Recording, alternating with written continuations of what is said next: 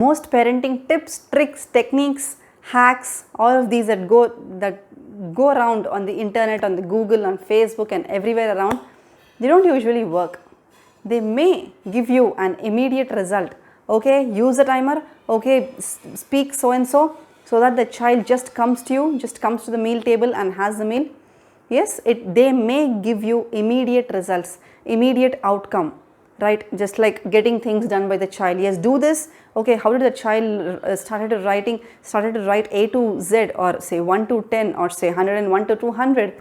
So, oh, this is a strategy. Okay, so it may give you immediate result, but they do not give you the long-term positive outcome. In fact, they actually do more damage than good.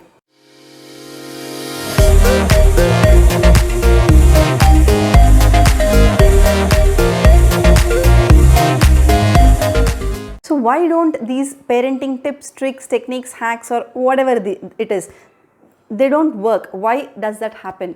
Let me tell you this. Every child is unique, every parent is unique, every parent-child combination is unique, and as well as every parent's this parent's past experiences have been unique. There are two scenarios here. Okay, there are two scenarios here. There is a parent. Okay, it's the same scenario. There is a one parent-child combination here, and then another parent-child combination here. But the mental state of this child is different. The mental state of this child is different. That is the mindset, or the emotional set of this parent is different. The emotional set of this parent is different. The emotion set of this child is different. The emotion set of this child is different, and the mental state of this parent is different. The mindset of this parent is different.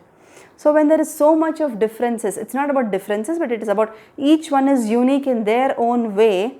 Then how can any other random tip, trick, technique give you long-term positive outcome? How can that work for you? Maybe it works for you, maybe using timer for the child to come back from the play area. Maybe it works for you, or to shut down the video time. Maybe it works for you for 3 times, for 4 times, for 5 times, but after that it actually backfires.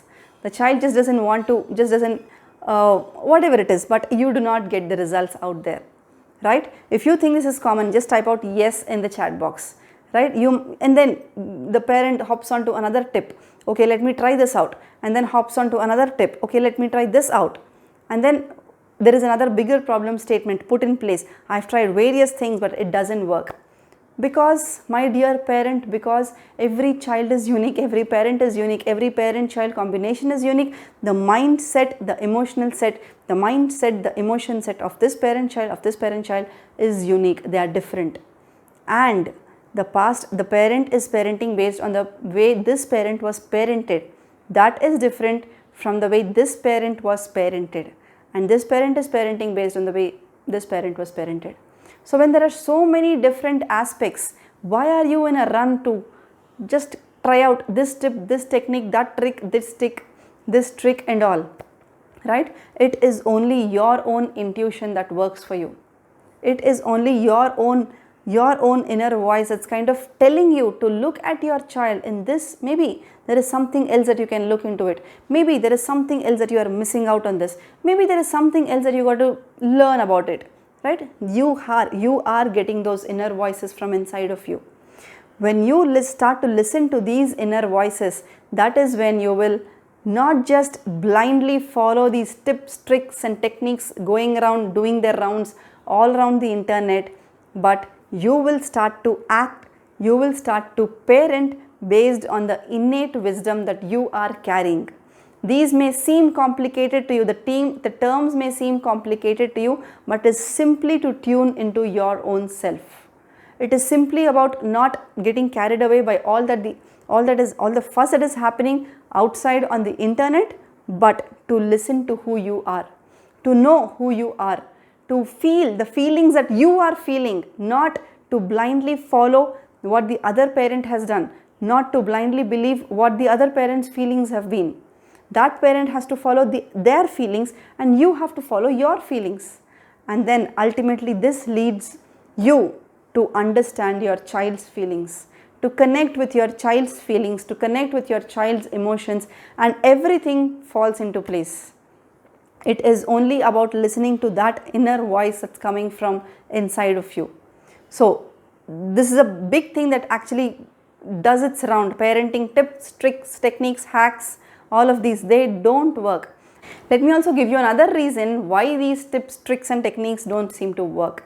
See, anything that you want to do in you, outside of you, in the world out there, or in your day-to-day life, or for your child, right? Anything that you want to do, any change that you want to bring about, anywhere, maybe inside of you, outside of you, or anywhere out there, it needs to follow a sequence. There is a sequence for you to follow. First comes awareness. You have to be in awareness of what's happening there in that scene. And next comes acceptance. Next comes action, that you will be doing something for it, about it. And then you are empowered to do it. Or when you're doing it for your child is empowered to do it. Now what these tips, tricks, techniques, what do they do? Let me tell you. They make you jump into the action mode. Just do this, you'll get the result. Just do this, you'll get the result. More than empowering the child to do his own tasks, it is actually disempowering the child. When you're just jumping off to the action mode, there is no awareness. You're not aware of what your child is feeling. Your child is not aware of what's actually happening. There is no acceptance. The child is not feeling accepted by you. When you are saying, if you don't come back from the park, I'm going to leave you, or you're not a good girl, you're not a good boy, you're such a crybaby, you're such a cry boy, you're always shouting out loud, the child doesn't feel accepted. And then the action, the tip, the trick that you are implementing, that will actually disempower the child. Okay, give sticky stars, they will finish their writing work. And the child is, boom, let me just finish the 1 to 10, I'll get sticky star and I'll run away from here. I'll just have another 1 hour of video time.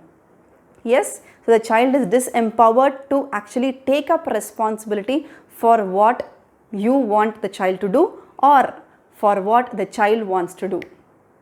Right? It is about following the sequence of coming into an awareness and then acceptance and then action. How is it that you can do? What is it that you can do? Yes, what can you say? What can you do? And then empowering the child to do the most healthy thing that is there to do at that moment. Right? So it is important to follow this action to do anything that's new in your life. Even to start a new ritual, new habit, you have to follow the sequence. If you're just jumping over to action, you get motivated. Wow, that trick works for children to write from A to Z in a jiffy. Wow, it creates a wow feeling. You get motivated to use it. But it doesn't give you a long-term positive outcome. You don't go through the sequence. You're not aware of what your child wants to do. You're just pushing some kind of tip or trick onto your child. Yes, your child does it for 3 days or for 4 days, but beyond it, it kind of backfires you. So please keep this in mind that you are unique, your child is unique, every child is unique, every parent is unique, every parent-child combination is unique. So tips, tricks, techniques do not work for you. And another important thing is, universe does not give you copy paste experiences from another parent child combination to you and your child combination. Everything is unique. So you cannot be doing copy paste of somebody else's tip, trick, technique for you. Yes, you can be inspired by what the other parent has done to the child, but coming back to implementation, you have to first come into an awareness of where your child is, what is your child's needs, what are your child's feelings, and then how I can implement this with my child. Are you doing this, or are you simply following tips, tricks, techniques and disempowering your child? If you like this video, please click the like button below and share some love. Cheers, bye-bye.